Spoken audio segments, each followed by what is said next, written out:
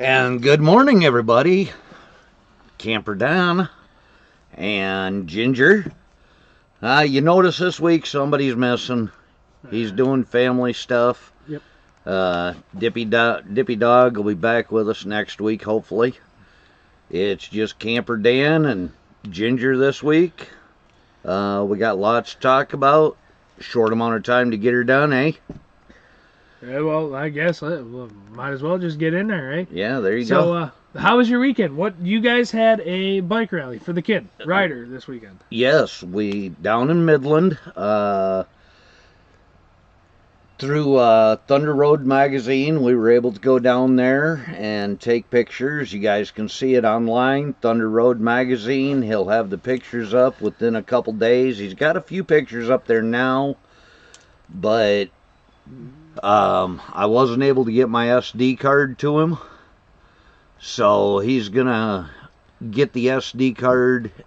Once he gets the SD card, he'll be able to get them downloaded. We'd really like to give a shout out to Kimmy, the owner, along with Scott. Scott and Kimmy, they've done an excellent job with the bar. Which bar do they own? It used to be the Overpass in Midland, which is right on Bay City Road. Okay. Which is now once you travel over the bridge, which is US 10, it turns into Midland Road. Yes. It used to be the Overpass Knife and Gun Club. Yep. Now they've turned it into a really nice bar. New owners, new people. It's kind of a biker-friendly bar, but it's also got a family atmosphere to it. Perfect. Like to say thank you to Scott. He was more than gracious with his time. He did the ride with us. Perfect. The rider was there. He was a hoot, man. Was he? Yeah, little 7-year-old has cancer, but he kept a smile, and he made the day. You know what? That's a good feeling to have. Watching a kid go through that and seeing that the joy they can still have, it amazes me. Tina, the manager, her and Kimmy set the whole event up. They did a great job. They got sponsors. There were lots of prizes. There was lots of donations. They did a great job with that. They did a great job with the poker run. We went to the Willow. The Willow did a great job of accepting us. The Eagles. The Willow is in Auburn. The Eagles in Albright Shores. They did a great job. Well, and that's another thing. How long was your ride? How long did you guys go for? We were gone for roughly 6 hours, 140 miles. And how far were you? I guess as you put it, you went 140 miles. How far did you go from the place you started at one point, would you say? The first run was 14 miles, and then the second run was like 30 miles. Gotcha. So you were always so close. And see, that's the thing I love about bike rides and bike get-togethers. You could ride 120 miles and never be 40 miles from the place you started. Right. It's a beautiful thing. That's awesome. There was roughly 116 to 125 bikes. It was a really good turnout for the kid. Perfect. And just that's the nice thing about the bike community. There's never a shortage of generosity within the bike community. No, never. And I mean, you look at it, the people that they put the two fingers and they point them to the ground as you ride by them. Yep. Everybody, the biker community is just a big community. I don't care what you ride. I don't care who you are. We may give each other a bunch of crap at the gas stations because the homeboy next to us rides a Honda or he rides a Yamaha, but at the end of the day, we're all bikes and we want to get home safe. I know somebody that the next time I see their bike outside, they're getting some soy sauce around the tailpipe and some rice. I mean, it happens, but you know what? I tell everybody, I'm going to give you a hard time no matter who you are, no matter what you ride. Mm-hmm. The fact of the matter is you're out on two wheels at the end of the day and you're enjoying freedom at the best. I could probably explain it to you. and they did a great job. We got some. They did a burnout contest that was really cool. Oh, perfect, man. The kid loved that. He was in his glory watching that. Oh, I bet. Nobody. I'm in my glory watching a burnout. I mean, I do one every once in a while. I feel like that 10-year-old kid myself just. Oh, they have a burnout sled right there. Do they at the bar themselves? At the bar themselves, they have a burnout sled. That's perfect. Yeah. I don't know if they do or if it was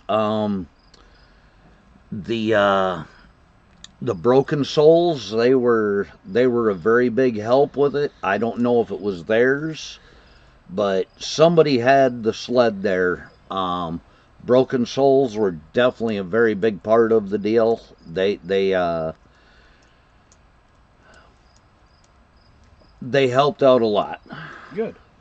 No, I'm glad. I'm glad to see kind of the community come together just to help. Even the fact that it's just not even the biker community, but the community around the kid himself. The Sanford American Legion was there. They did a lot of support. No, that's a good thing.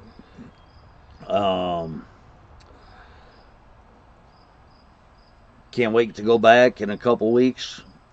Gonna go back down there. Perfect. No, see, and that seems like a fun ride. I've never been one to go on that. I don't know. I have no real, aside from like going down to one of those meets, I've never taken that trip. The way you talk about it, going down 27 back to the, like, just running that old back road down to it instead of running like a big main highway. Well, this time I found a different direction. Oh, did you? Yeah. So, personally, I'm out right now due to I need a new back tire on my bike. I haven't been able to ride probably, I'd say, 2 weeks now just due to it. I found that for some reason my bike likes tearing up the center of the tire. And I'm not a burnout guy. I'm not a sit there and spin it and watch the smoke go. I ain't got that kind of money to keep replacing back tires, so I gotta get the back tire on the bike, and then I'll be back riding again. So hopefully I can take that ride with you soon. Well, it sounds like a decent ride. It is, and I found a new way to go. Did you? So what's your way this time instead of the old 27 all the way down? Well, this time on the way back up, I got into Midland, and I'm tired of taking 27. So I turned around and I looked at the map. I pulled up the GPS, and I was on M30. Oh. And I said, where can I go from here? So M30 goes all the way to 55. 55 well, is where does West it Branch. Meet? Where does it meet? Oh, okay. I was going to say, West where Branch. does it meet 55 at? Okay, So West Branch? West Branch. Okay. So you go in. Normally, what you'd do is you'd go to 55, and you'd go west to 18, and run 18, or you'd go west to 27, or you'd go to Estee Road in Midland. You'd go up to 30, and you'd go to Cody Estee Road, pick up 30. Okay, I'm saying this all wrong because when people in Midland are hearing this, they're saying, dude, you're all screwed up. From my brother's house, you take Waldo Road all the way out, and you pick up Swede Road, run that out to Cody Estee Road through some jogs and stuff. You run Cody Estee Road to 30. Okay. 30 you run up to Dale Road. Run Dale Road across to M18. M18, you can pick it up at 61. That's where you pick it up. You take 30 to 61 in Gladwin. Oh, okay. You take 30 to Gladwin, and you go to 16 to 18, and you run 18 north to Prudenville, which is Houghton. Right.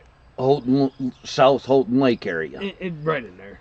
And then you make a left, you go around the bottom of Houghton Lake, and that brings you to 27. Okay. And then you run 27 north.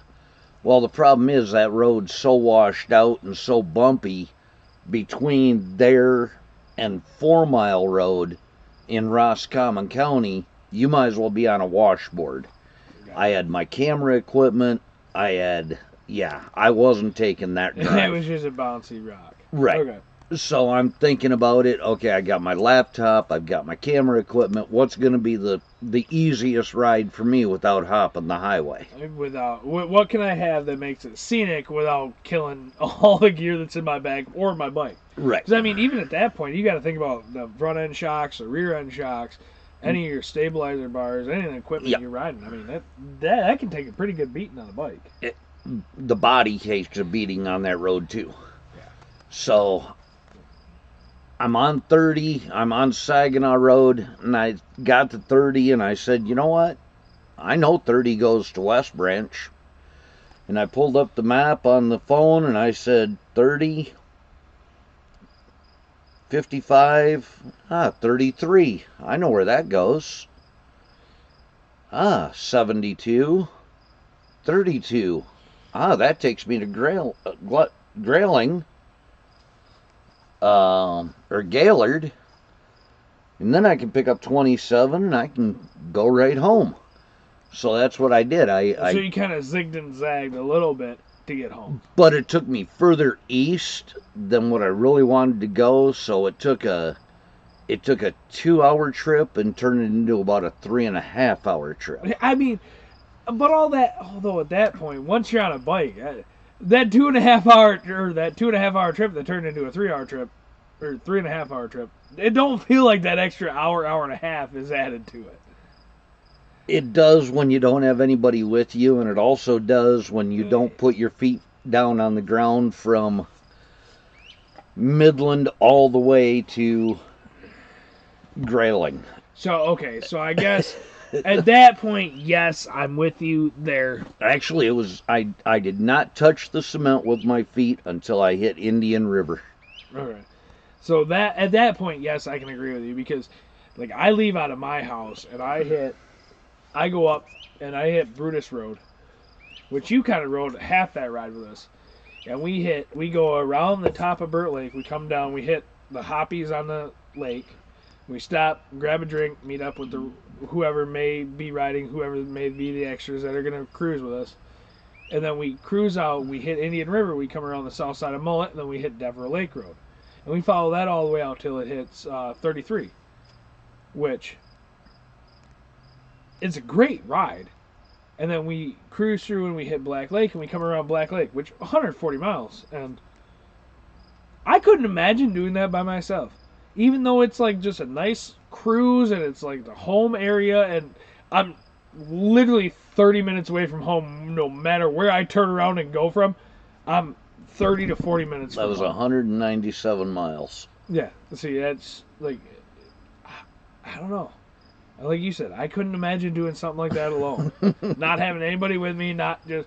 Although I do that coming from Cairo back to home, or from home to Cairo on my bike. It was fun. It was relaxing, especially after the weekend of... See, but for me, like, I can't... I mean, I probably could. I could take 33 all the way down, but that takes me from a 2.5 to 3 hour ride to my buddy's house to... Now I'm 6.5 hours on my bike to get down to... I don't want to be on my bike that long. Like, I don't mind riding 75 every once in a while. Oh, I love 75. I have no problem with driving 75. The bike needs aired out every so often. It does. But I'm glad you had a fun trip. I'm glad that trip worked out for you. I totally wish I could have made it. Just I unfortunately could not have. And like I said, I need to put a new tire on my bike. So my tire would not have handled that trip at all. Well, I'm glad I got 2 brand new tires. I'm glad you did too, because my bike's going to handle it from about my house to my buddy's house, to put it up on the lift that I bought, take the tire off, take it to Spanky's, put a new tire on it, and put it back on the bike. That's about where I'm at. But, no. I mean, other than that, we're in the growing season too. Yeah. Let's talk about that for a minute. I'm sorry, I don't mean to cut off on the riding season, but we're in the growing season. Plants. I don't have no special plants, man. I wasn't talking about those. I was talking about No special plants. no special plants. Like your Oh. garden. How's your garden coming? It's getting there. Dude, mine's killing it. My radishes are doing great. My tomatoes are doing great, but my garden didn't get watered for 5 days while I was gone.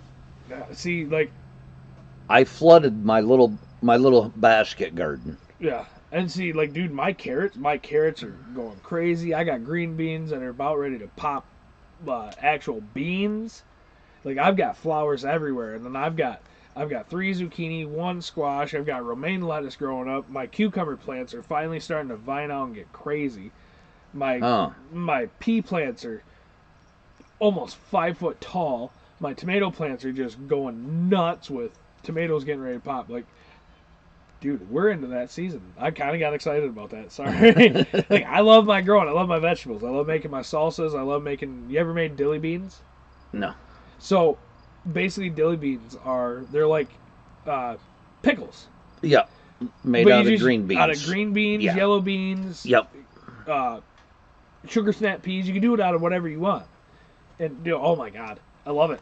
I can't get enough of them. So like I'm really excited, really pumped about that. That's my favorite part of the year coming up.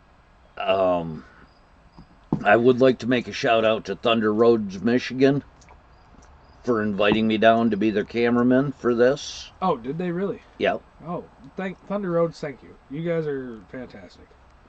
I am officially a cameraman for them now. So Perfect. Oh, we'll be going to events. We've reached out to a couple events. We'll be talking about that more in the future. Right now, we got to kind of keep some stuff in the background, but yeah. Yeah, whatever. I mean, it is what it is. We grow and we learn. Yep. So.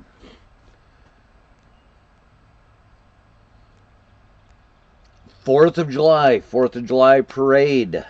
Ooh. 4th of July parade in Harbor Springs. The American Legion will be selling hot dogs.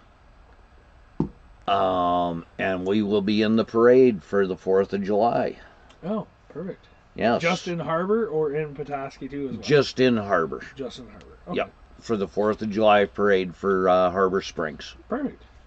Yep. So a shout out to Rory for getting that done. And honestly, I'm kind of excited for 4th of July.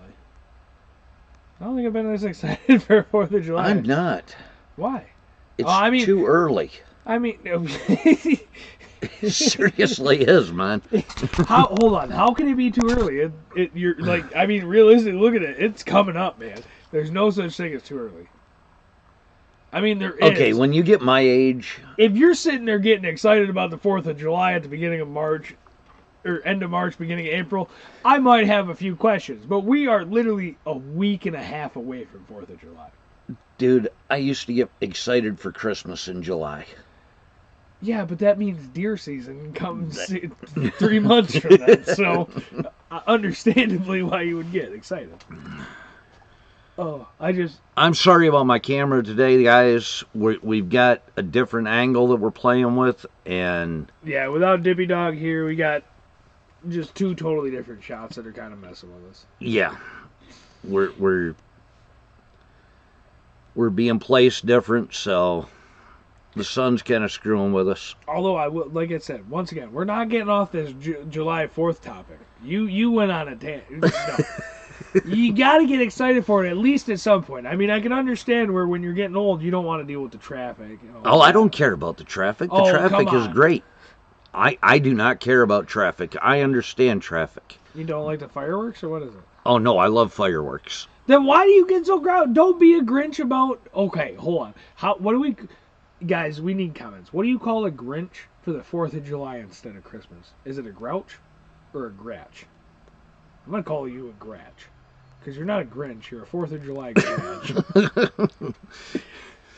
We've talked about going down to Bay City. So you can watch all the fireworks go off in 45 seconds?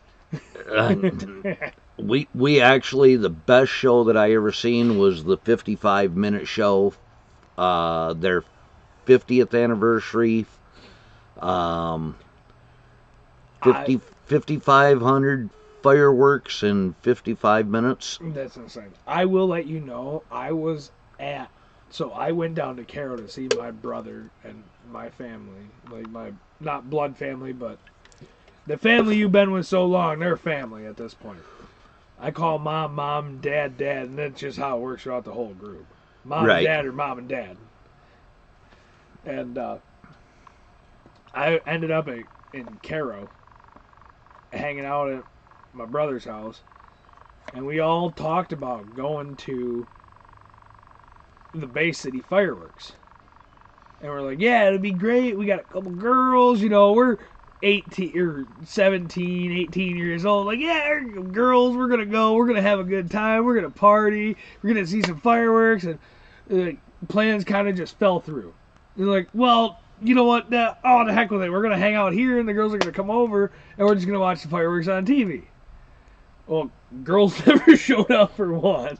I mean, you're 18, 19. That was just expected. We turned on the TV to watch the fireworks on 4th of July, and they literally all went off in like 45 seconds. They had a malfunction in their switch, and it just fired all the way down the line of all the fireworks. And I looked at my buddies and went, good thing we didn't go to the fireworks. We would have had 2 disappointments tonight. I mean, it was just one of those nights, man. Well, on a sour note, we've had the Auburn Corn Fest down there for several years. This would have been their 52nd or 55th year. Oh, Jesus.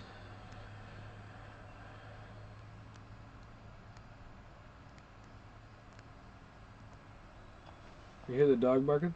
No, I think it was my tablet. Or it was your phone. No. But anyways, You losing your mind. they said somebody didn't turn in the proper paperwork, and they canceled the Corn Fest because they had 8,000 people show up for Jelly Roll 2 weeks after the Corn Fest last year, and they had problems with parking. I mean, Didn't have anything to do with Corn Fest. I mean, Jelly Roll's popular, but yeah, that don't have Jack Diddley to do with Cornfest. Didn't have anything to do with Corn Fest. Nothing at all. But it's the county supervisors that need to be let go. They need to be fired and replaced. It's a money game anymore. Anytime you get into it. No, it was the county supervisors don't want the Corn Fest anymore. Well, yeah, because what's going to bring in more money? Concerts or Corn Festival? No, because they don't want either. No. They don't want either. And it's sad because the Corn Fest has been a staple of that community. It's one of the few things that actually generates revenue for the community. Well, then I think they should keep it. I think they should start, and if they really want to, if they want to keep it, then they need to start a petition, and they need to fight for what they want. And that's what I said. I said, that's a big thing. Like, I believe everybody should fight. If you want something, don't get me wrong. Don't take what I say and go like out of line, go nuts, so crazy. But stand up for what you want. I said somebody needs to go to a city council meeting, and somebody needs to stand up, get off their ass, and go to a city council meeting and get in front of the board. Yeah, and bring it to a topic of discussion. Because if you don't bring it to a topic of discussion, you're not going out and raising hell and breaking shit. That's not going to be the way to do it. But bringing it up correctly and properly to the, I guess, the powers that be, even though the powers that be should be doing what we ask of them and making a decision based on what the community wants. Your camera looks better than mine, and it's pissing me off. Well, I'm sorry. It's just because I'm prettier. Oh, yeah. So, but yeah, no, I mean, that's what it is. It depends on what the community needs and what the community wants to do. Well, anyways, that was kind of spur of the moment. Sorry, guys. No fishing report this week. Actually, I have one. Good. I'm glad you do, because I didn't. Did a little bit of fishing this weekend. Me and the kid, we actually did a little shore fishing. We had beach day with mom and daughter played on the beach.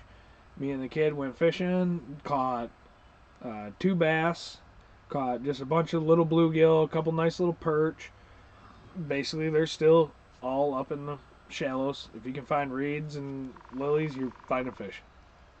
Crooked, pickerel, burt, mullet. That's Okay. about the best I can tell you. I fished them all this weekend. Got to Okay. play around a little bit. Had a long. When I told you I had a long weekend, I had a long weekend. Like I traveled and played on all the lakes.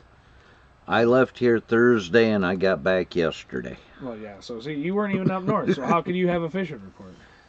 And I did talk to Young's Bait Shop actually earlier. You today. talked to Dave? I did. I talked to Dave. He said the same thing. A lot of guys on crooked and pickerel catching bluegill and pike.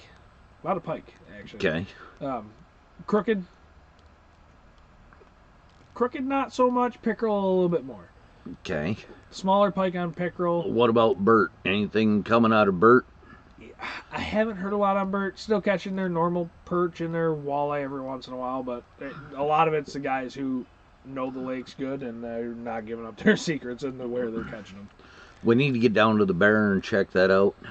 I'm gonna tell you right now, the Bear's probably pretty dead aside from your little bit of trout fishing with the trout that are in the Bear River that are never leaving, which are your rainbows, your brooks, your browns, the ones that are staying in the river all year, all the time, all year or all the time around.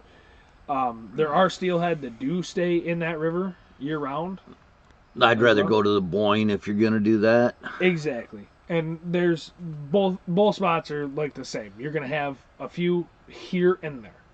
It's not gonna be crazy like when they're spawning or during spawning. Problem is the Bear River has become too warm. Yeah. And when you catch them out of there, they're soft. They are really soft. Yep. We'll give them that. The Boyne is still a cold river. So.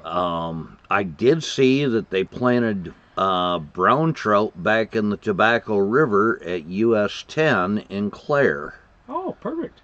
I don't get it, but it is what it is. I don't know how they're going to keep them there, but that's a good fishery down there for browns. The Tobacco River has always been a good fishery. Has it been? Yeah, right there in. I know the best one. The best one I know is the Jordan. Or at least around here. The ensemble is good, but a lot of that is restricted to flies. And that's I know a lot of guys who go out, so I don't know where they go. I don't know what time. I don't know exactly 100% where they go or what they're doing, but they're going out to the Jordan River.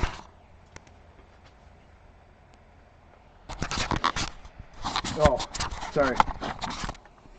Ugh, I got a tickle in my nose. So they're going to the Jordan River, and they're going in the middle of the night, and they're catching these. I'm stealing Dippy Dogs. That's fine. And they're going to the Jordan River in the middle of the night, and they're catching like 28 or 22, 24, 26-inch brown trout on topwater mice on fly rods. Shit. So.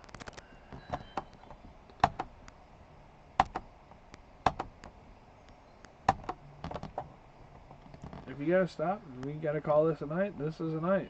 No, not yet. Well, it looks like we're having a little bit of difficulties, guys. Hopefully we can get him back on camera here. So, other than that, like I said, hopefully we get a couple, there's a couple nice trout streams, the Asable, the Mayo. Is it Mayo? Or, yeah, the Mayo River. Yeah. And the Asable River, and the Tobacco River apparently is a great brown trout spot. We also have even Tequamanon. That's another good one. How'd you get to be camera 3? I don't know, because you're playing with stuff over there. Yeah. I say we call that. How about I get rid of camera 1?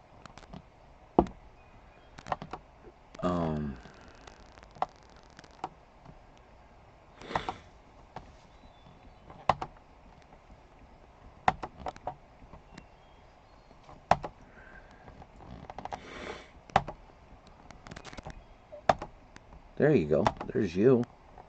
There's nobody.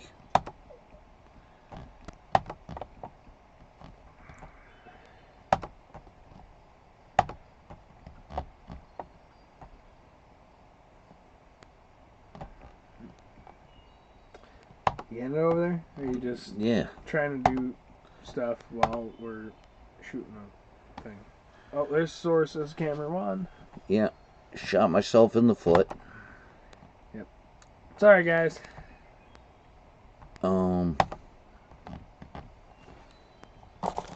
Shot myself in the foot. Oops. I guess I wasn't that important to be seen anyways. No, I guess. You guys have a good night, and we'll, No, we'll get her back.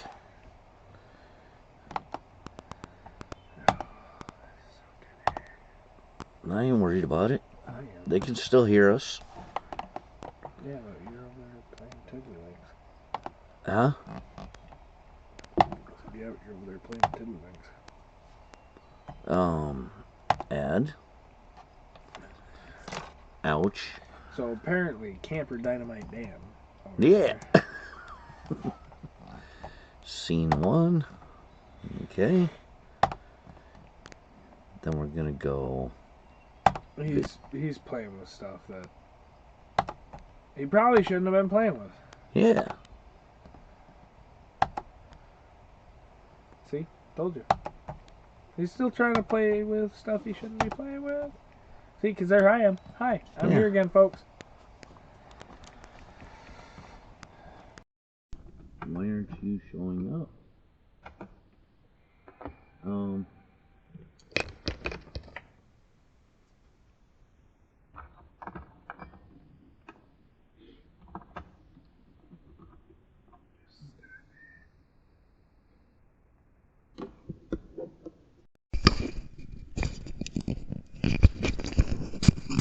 Yeah, I probably shouldn't have done this at this point in time of the game. I should have. Terrible time to switch and play games. Yeah. Camper Dan's playing games. Yeah.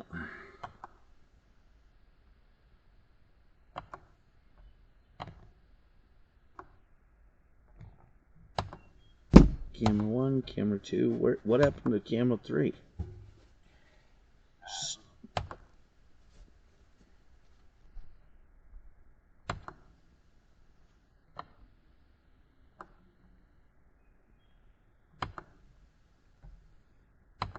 Hey! Bring me a PBR!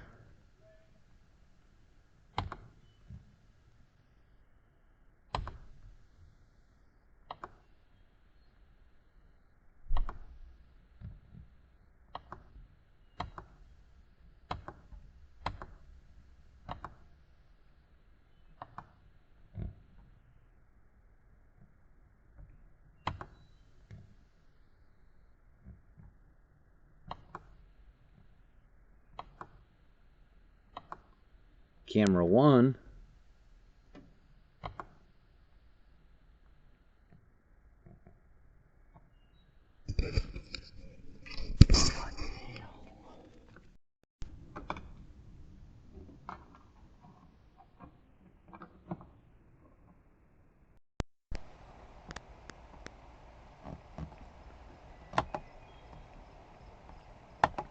Well, folks, sorry about the inconvenience here. I was hoping to be able to get you a little bit better coverage of camera. Yeah, well, that didn't work out. So, we're just going to run with him, and we're going to wrap it up here shortly anyways, so it's going to be a short show tonight.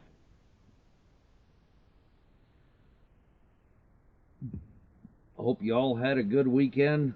Hope everybody had a safe weekend. I'm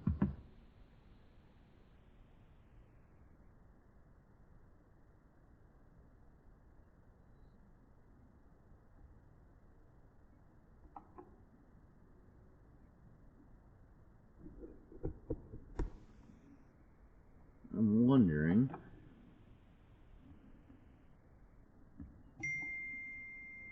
that I can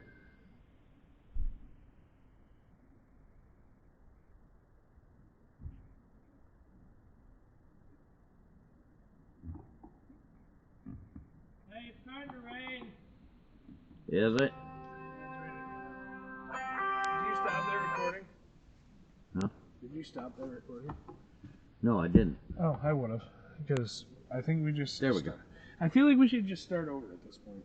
You want to? Yeah, because we had a great talk there about the beginning ride, but... Yeah, we had a great talk about a lot of stuff. But why do I get camera and camera here? Okay, now we're back. Okay. Hey, we're back.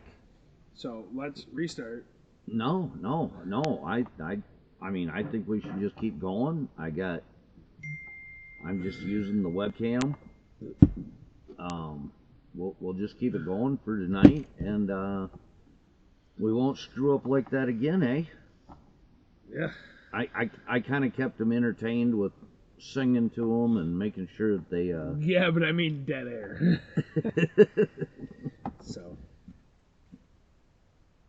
So, yeah, I just hope everybody had I already reiterated this, but I hope everybody had a good, safe weekend, and we had an enjoyable weekend this weekend. Yeah, like I said, so did I. I did a lot of fishing. So. Got to see my brother. Oh, good. I did a lot of fishing and hanging out with the kids. We did beach days, ate lunch on the beach, and gardening. Like I said, really gardening was my big thing. I've got romaine lettuce growing. That's, dude. I mean, I kid you not. My romaine lettuce is this tall already. I'm close to having a couple heads of lettuce. This is the first year with this soil, so we'll see what happens. I'm not expecting anything. Honestly, I'm going to tell you, test it. Test your soil. Get it tested. I'll take it over to either that or Ellsworth. Either that or clear a hole, fill it with good dirt and soil and manure that you know is good, and then run with it from there. But you're going to want to fence it in too. Yeah. Next year. Yeah. Definitely going to want to fence it in because some deer will get to whatever you got in there and they'll destroy every crop you got. We'll go up and see the farmer that we hunt his field. There you go. Talk to him. Heck yeah, man.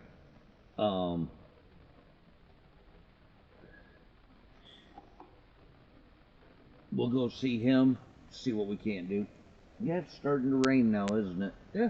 I mean, hey. Cool. I will say this. That rain yesterday, we had a pretty decent little storm. Only a, 2-3 hour storm? But you know what? That was probably the best thing we've needed up here. It's been well needed. It could probably rain for the next 2 weeks, and I don't think we've got the rain we've needed until now.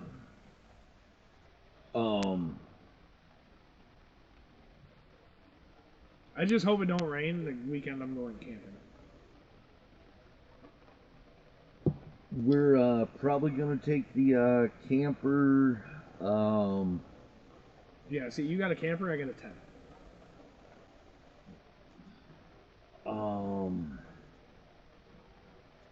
We're probably going to take... Oh. What's more important, your podcast or your phone?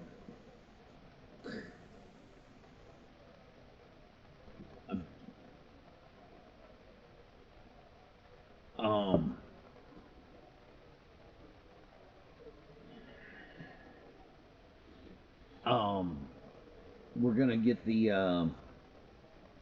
the camper out, and hopefully for the 5th, 6th, and 7th, we're gonna be getting a place to look at your text message. Thank you. The 5th, 6th, and 7th, we're gonna be camping. Nice. Yeah, see, we're taking off on the 8th, and we're camping from the 8th to the 12th. It's a Thursday, Friday, Saturday, Sunday. We come home Saturday or Sunday, man. We'll see. Sierra's due to have her baby anytime, so we got to kind of be. I thought she already had that baby. She got to have the second one. I thought she had the second one already. No. Oh. Well, that's new news to me. Yeah, she's due sometime early July. So we got to kind of schedule our trip around that too. Tell her to have a July 20th, baby. No. It's my wife's birthday. Told her she had to have it August 29th. Yeah. Okay, keep that kid in for another 4 weeks. She gonna hit you by that point.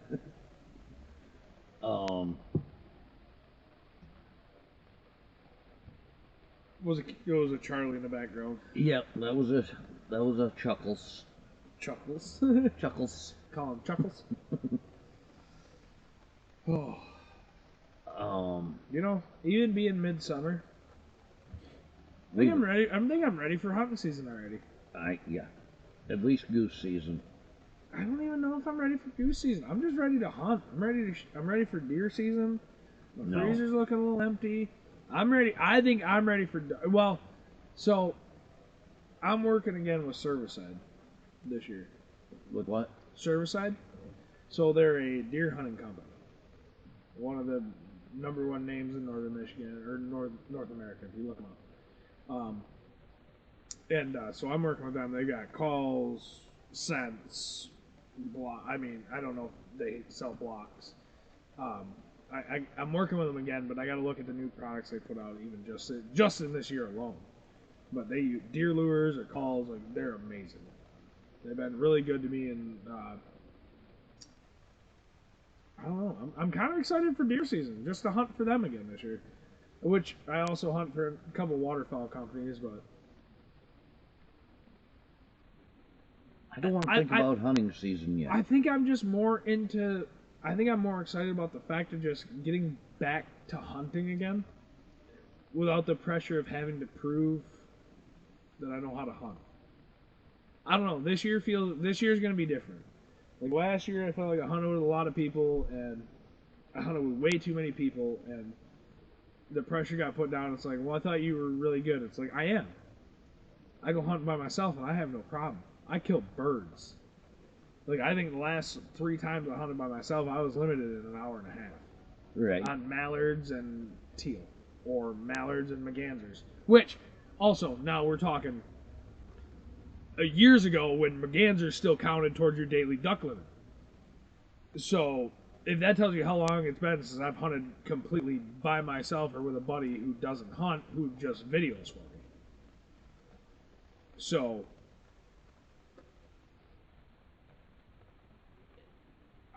I'm going back to my roots, and I'm going hard this year. Like, I'm not stopping until I'm killing birds daily. I'm figuring it out over here. I got another 3,000 miles to put on the bike before I think about hunting season. Yeah, you know what? I wish I could say the same, but I got miles to burn and tires to rip, but I got tires to put on, and I got birds to kill. Get your tires put on, man. I've only got 3,000 miles put on the bike right now. I got birds that I'm on. I got companies to think about. I got 3,100 miles on the bike this year. I love my bike. I ride my bike the majority of the season from April to August. It's like the same thing with my boat. I don't even think I want to put my bow fishing platform in this year again. This year will be the first year that... It's too late. We're almost to July. I don't have time to bow fish right now. I can't get serious about duck hunting. Now, like when I was a kid and I was younger, like I say kid, but I mean like now we're talking almost 13 years ago, which that's not even that long ago, but still. Like at that point when I was 17, 18, 19, I had all the time in the world. I could bow fish all night, or go to bed at 4 in the morning, wake up at 10, 11, be to work at 1, 2, 3 o'clock in the afternoon, work till midnight, go back bow fishing, and that's all man. And when duck season came, no, now I got kids. I got an 8 to 5. I got, dude, it's getting there's a lot of hard times manageable, and I got friends that ain't got kids, and they don't understand why I don't want to do this. It's like, welcome to reality. Homies, you'll have kids one day, and you'll understand. No, they won't. Well, no, they will because they'll realize that like they got to try and figure out how to have kids and how to have your time and have your fun.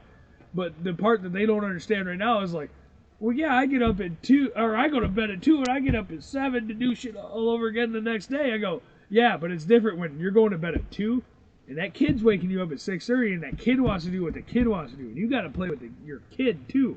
Yep. Like you're not just doing what you want to do or what you need to do. Now you're hanging out with you and your kid are playing. Like you're dealing with like somebody who can't communicate like a grown adult, and maybe they can. I've met some kids who tell you what they want better than a grown adult can. Let's be real. But like they're going 800 million mile an hour, and you're still trying to wake up. And Right. I mean, you're late 20s, maybe early 30s, and you're trying to figure this out. It's like, oh my lord. So some of that later night stuff becomes just back burner stuff that you got to put on hold for now. And I think bow fishing is just one of those things I'm going to have to wait. I would love to do it. I mean, I got spots I could make some money doing it, but I ain't got the time or the equipment to do it. Got to make the time, man. Yeah, but it's fun, but it's hard with having small kids. I will say that. And that's like a lot of my buddies. They can do it. I can't. I got kids. I get up with my kid on the weekends. So I do most of my hanging out, and like I told my wife, and I apologize because I feel like my wife feels like I'm leaving her and abandoning her at times. But like my weekdays, I do what I need to do. Come Saturday, you can call me, but your answer is probably going to be no, I'm busy. Because that's my time to spend with my family, get my yard work done, my housework done, hang out with my kids, have cookouts, go to the beach, go fishing, do this, do that, do dad time. Like I spend all day doing that. Saturday and Sunday. I can't go out Friday night and go shoot fish for 3-4 hours till 3-4 o'clock in the morning, and then get up and be dad all day long with energetic kids that are ready to go till 8, 9, 10 o'clock at night. Why not? You're Superman. Yeah, I mean, yeah, okay. I probably could. That's what Red Bull's made for. Yeah, but it gives me things. I mean, I would love to be able to do that. I wish I could. But we're just, it's tough. I remember when I had my kids' energy. And I wish I still had my kids' energy, because I would love to be able to go like that. Oh, yeah. If I could go like that, like my kid, don't matter what time he goes to bed. My oldest, my boy, no matter what time he goes to bed. It could be 8, 9, 10, 11, 12, 1 a.m. He's up at 6:30, ready to go for Oh, the day. yeah. Now, depending on what time he gets up, he may or may not be taking a nap between noon and 2. But either way, he's still up at 6:30 every morning. My daughter, don't matter what time she goes to bed. If it's a weekend and you don't wake her up, she's sitting there doing one of these numbers till 10:30. Oh, yeah. I got a wife that's the same way. And I get up at 6 o'clock in the morning, and she gets up. Oh, okay, that's not fair. She gets up every morning at 4:30 in the morning. So see, that's to go to work. That's the difference. She gets up to go to work. So on her days off, she sleeps in. Yes. See, now my kids, like they don't have jobs, they don't have work. They just get up and they go to their day camp, they have fun, they play all day, which is great. I believe that a kid should be a kid while they're a kid. But even though I don't have anywhere to be, I religiously get up by 6 o'clock. But see, your body's a tone of that. And see, like my kid, like I said, my kids are two different kids. School time, my daughter's up. My son usually goes, "Wake up!" wakes her up. Like a half hour after he's been up, he gets his breakfast. Then she gets up, gets her breakfast. My wife's getting ready for her day. I sleep in a little bit. I'll admit it straight up. I'm not the guy to get up immediately. Like I set my alarm for 6:30. I'm slapping it off for the last time at 7:15 when she goes, "I'm all right. I'm leaving for work," and I'm like, "All right, I'm getting up." Like I don't, and it don't matter. Like I can go to bed at 8 p.m. at night. I ain't waking up to that 6:30 alarm clock. Ain't no way in heck. And the worst part is I can wake up and go, "Oh, it's 5:30. I got another 2 hours of sleep." And Right? I'm right back to sleep. Like, I could totally get up and go on with my day perfectly fine right down there. Because my body naturally woke up. No, I shut my alarm off and I'm like, yeah, I'll wait till the alarm goes off at 6:30. I got another hour. We're good. And then I just snooze every 9 minutes. I know it's terrible for me, but Yeah. it just, I've grown. I would much rather get up, make my cup of coffee. Yeah, but see, you drink the hot bean water. I don't. Yeah. I just do like every normal American and shotgun a Red Bull and go. Nope. Okay, I do not condone shotgunning Red Bulls. Just so everybody's aware. Never done it. Do not plan on doing it. I know what happens when I drink one of the 8.4 ounce ones. And if I drink it in under 20 minutes, my shoulders literally hurt. Because it's just so much and I'm like, ugh! I feel like somebody's got a vice grip sitting on each shoulder and just pinching right here at the collarbone. Like, oh man, it gets nuts. No, I used to drink a cup of coffee, 2 cups of coffee, 2 big cups of coffee. See, and I don't even like the smell of coffee. And then I do 2 big monsters a day. Oof, no. See, I can't do the smell of coffee. My dad. Okay, so weird fact. I don't know if you ever knew this, but my dad was talking. And he's like, yeah, when I used to work for the county, an old boy told me one time, on hot days, drink a hot drink. Uh-huh. I'm like, how does that work? You're just going to heat your body up. Uh-uh. He goes, no, you don't sweat. As soon as you put the cold in your system, your body starts sweating. I went, huh, well, that's weird. That's why guys used to take thermoses filled with chicken noodle soup. That blew my mind. I mean, I guess it makes sense. The internal body temperature is warm, but like, I don't understand how that wouldn't give you heat stroke. Because it just hydrates you. Instead of pumping the fluids out because your body gets cold on the inside and pumps it out the condensation stuff. Okay. So that makes sense. I guess it makes a little more sense. Sweat is pushing salt out. Well, sweat is pushing salt out, but when the internals of the body is cold, it's just kind of like meat when you're thawing it. What does it do? It sweats on the outside. Kind of, sort of. Yeah. So we'll go with that. Well, it makes sense because like the external, like if you're in lukewarm water, if you put it in lukewarm water, or if you set it outside, the air outside is hotter, the internals are cooler. So if you're putting cooler liquids into your body, it's cooling down your internal temperature, which in then reaching the outside creates condensation. So your body's basically like a freezer wrap, almost in a sense. So I mean, I guess it makes sense to me and how your body condensates. Technically, no.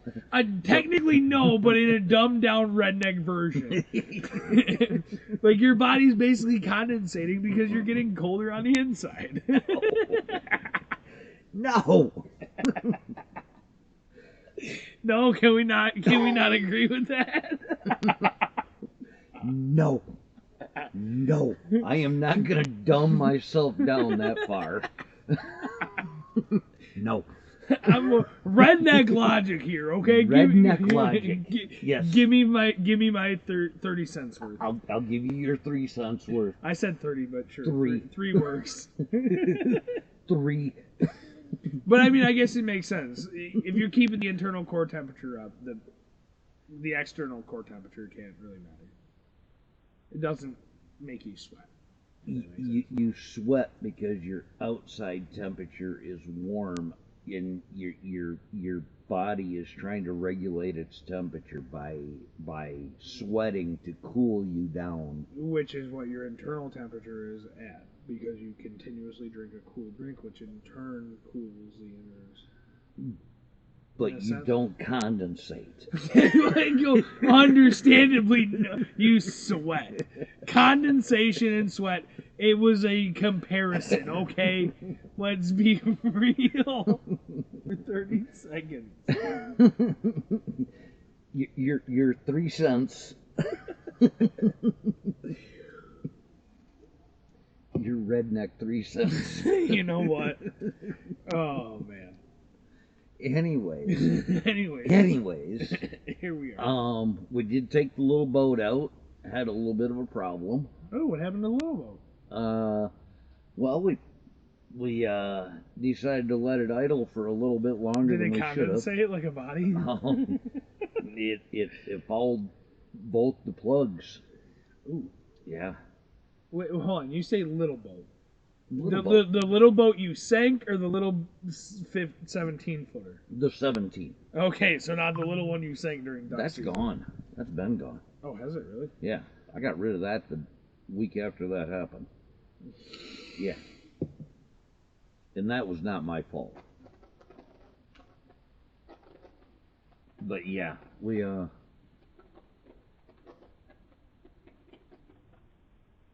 decided to take the boat out. We tried for some bass. It was too hot that day. Apparently, you didn't know how to fish for them because there ain't no such thing as too hot. It was hot. I caught my 7-pounder in the middle of July, so ain't no such thing as too hot. We caught bluegill. Actually, I caught it the weekend after the weekend bass season opened, but we caught bluegill. We caught some sunfish, but it was nothing to write home about. Because you weren't fishing with me.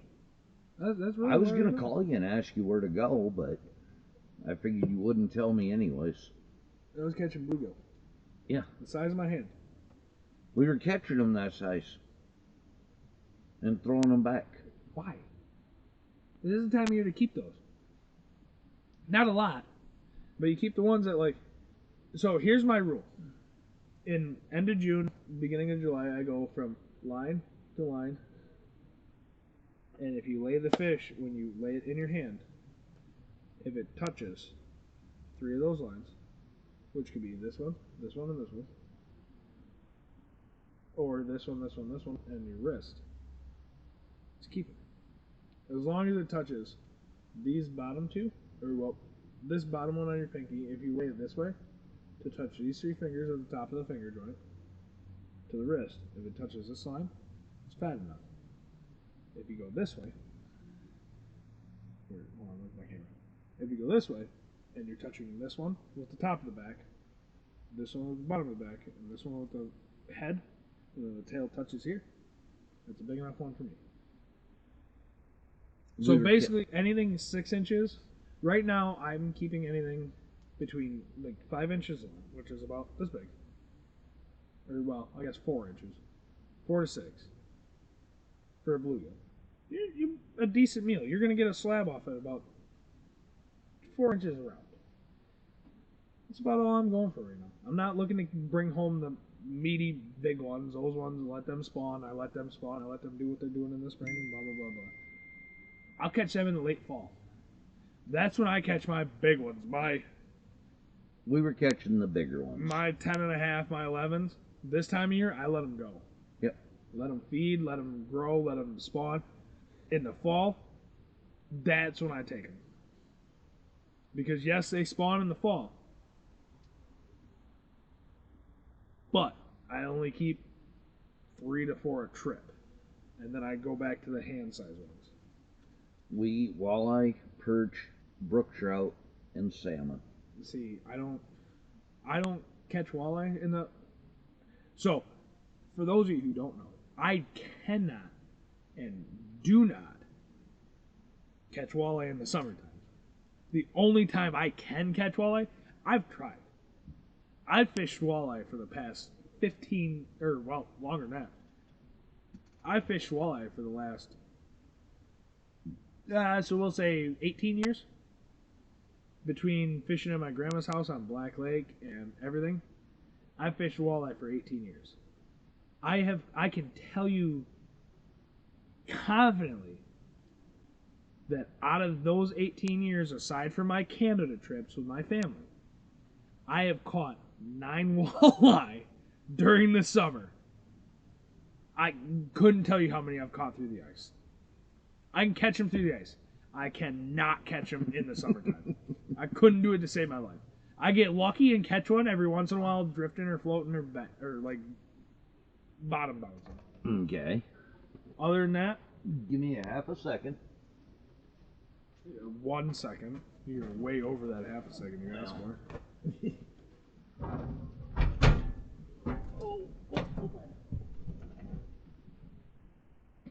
But no, there is no. That look a little better. Yeah. There you go. Yep. There you go. There we go. Flash the blue light on you.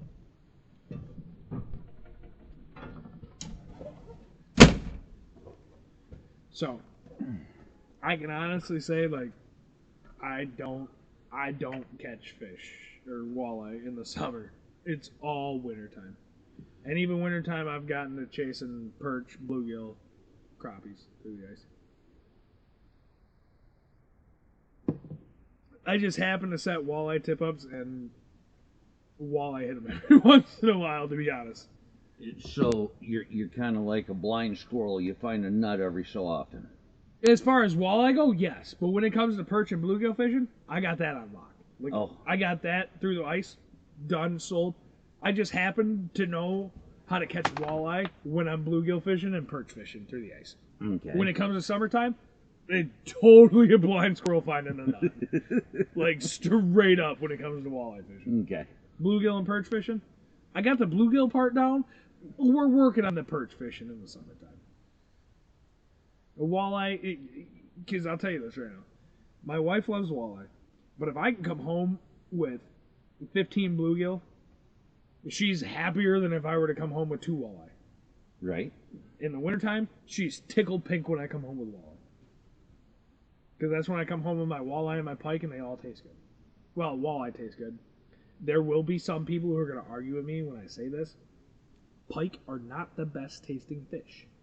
They are delicious in the wintertime. Bluegill and crappie are the best tasting fish. Crappie number 1, bluegill, perch, walleye, or pike. Walleye is like kind of tied in there with bluegill and perch, but crappie's definitely number 1. Pike, I'll eat it, and through the ice, it's fantastic and tied in walleye. So, for me, there's nothing like a brook trout. yeah. See, my wife don't like trout. Well, although she's getting into salmon, so who knows? Hasn't had brook trout since I made it for her 7 years ago. She may like it now. I like brook trout. You ever had it filleted? How have you ever cooked it? I do it in tin foil with lemon and. I will say this: if I have learned one thing, that is a great way to do it, and it's a great way to do salmon and lake trout. The best way I have found: light batter it, drop it in a little bit of oil. Not even like don't deep fry it, but just a thin little layer of oil to cook it, and then slap it on a pan or slap it on a plate. That is so good. Okay. I found that, and I fell in love with eating my brook trout that way.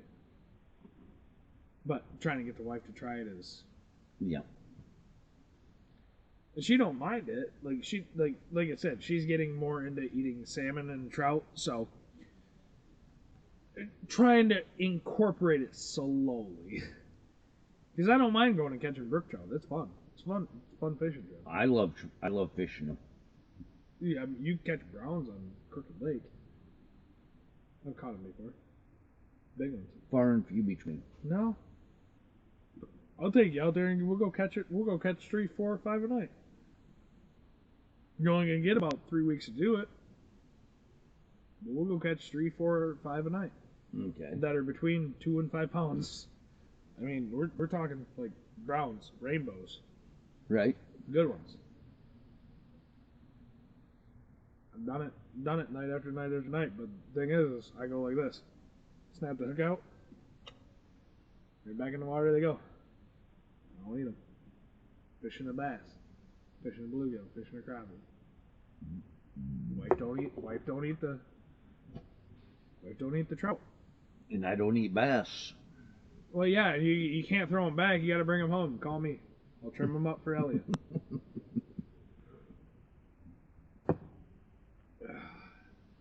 I'll eat. See, so there is something to that, and I will give people who say they taste like mashed potatoes But you can't say you're a fisherman and you like fish if you won't eat a fish because it's in warm water. Like, because I will eat a fish in warm water. The only pike pike is the only fish I will not eat in warm water. Because the slime and the gooiness and it turns into just a gooey mash of ugh. And it's not pretty. I've never ate bass, and I've never ate largemouth. I promise you right now, early season, when the water's still cold, like, I'm talking right when season opens to like mid-June, and then late season, which is like September, late August to like all of September into the first little part of October, or whenever I think they close in October. Or no, they close at the end of the year, December 31st. So if you can catch them before the ice pops on. What do you mean? I've caught them through the ice.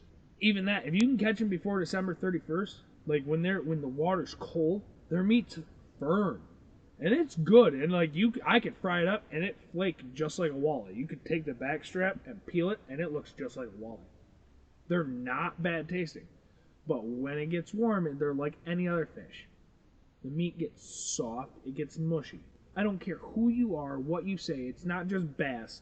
It's bluegill, it's perch, it's rock bass, it's pike, any it's walleye. fish that's in 60-degree weather. The only one that doesn't get that is walleye. Because they go to the deeps and keep their bodies cold. Catfish is the same way. Oh, catfish is the same way. What time do they come up in the shallows? Nighttime. When it's cool. When it's cool. And what cools fastest? The shallow part of the lake. They get through the warmth into the shallows, feed, go back down. So they never actually get like warm. Right. So, and that's, like I said, I don't care who you are, bass get warm, everything gets warm. If you tell me you won't eat a bass because it's warm, then you better not be eating. You better not be eating perch. I never said that it's because it's warm. Well, no, and I'm not. I wasn't saying that. I'm just saying that flat out. Like, if you're gonna tell me you're not gonna eat bass because they're mashed potatoes when they're warm, no, don't eat bluegill. Then don't eat perch because they all do the same thing. No, you don't eat bass because from the time I was 15, fishing them with a buddy of mine who was on the Bass Pro circuit. He was catch and release only. Let them go, let them grow. Like release into a cooler? No, like release back into the pond where we were fishing or the river. On a stringer? No. So you could take them home? No. Release them into the frying pan? No. You got me lost. What is this catch and release? Yeah. Okay. And I do it with trout. I'll go trout fishing. I'll go down to the mini or the silver. And I'll catch a 10-inch trout and throw it back, and people are like, "Why'd you do that? That's capable." Yeah, see, and which I'm okay with, and I agree with that. But at the same time, like, I'll bring one or two home. There's no need to keep them all. Exactly. As long as I can get a meal out of it, who cares? And that's the Bear River's really good for providing enough for a meal. Because you can go down there with not in brook trout anymore. Yeah, well, I know a few spots. I can take you. We go catch our limited brook trout, and you can go, oh, good Lord. And we can do it every day. But when I go to that spot, I catch 2 per person.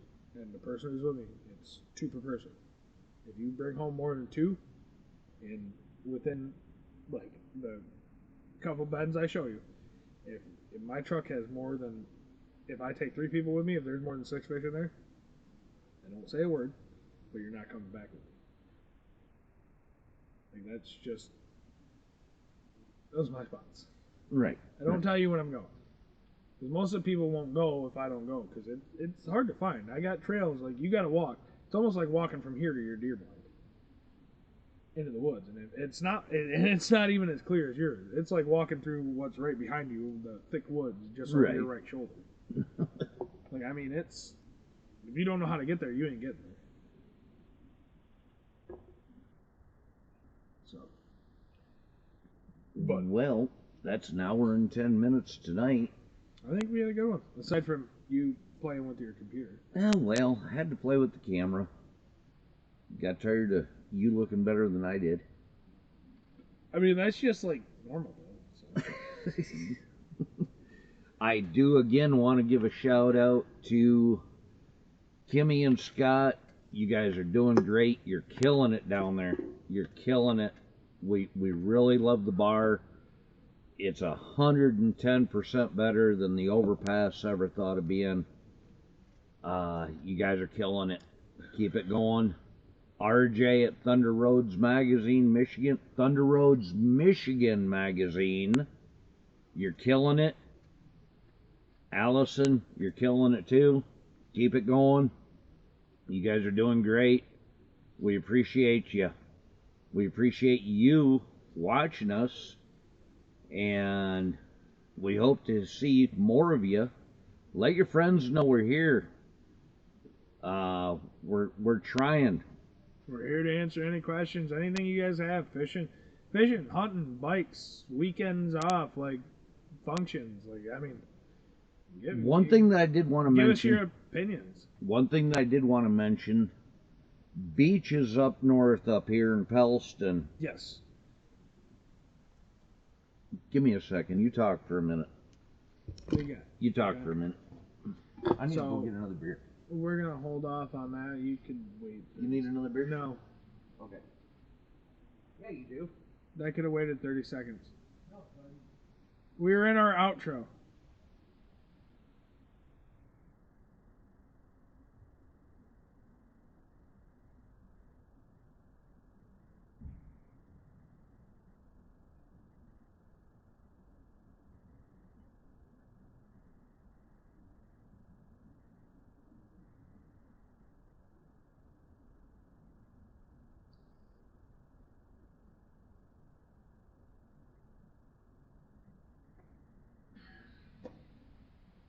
Sorry, guys. This is a momentary lapse. Kept them entertained. Not even hardly. I didn't say anything. Oh, come on. I didn't know what to say. Oh, come on. Okay, guys.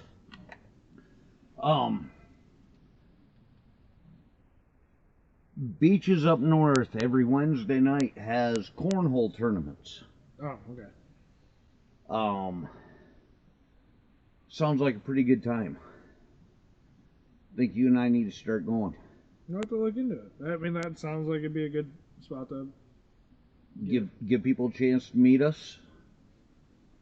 Get in, talk around, and hang out with people. Yeah. At least. So I guess we just gave beaches a shout out too.